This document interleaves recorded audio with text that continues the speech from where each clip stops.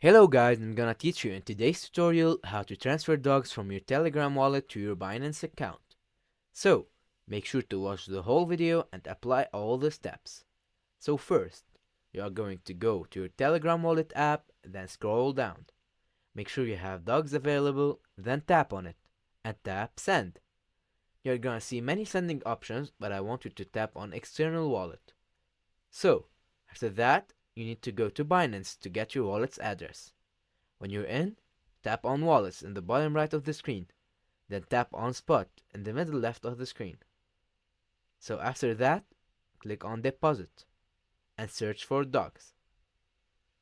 Once you find it, select it, choose Done as a network, and copy the dog's address.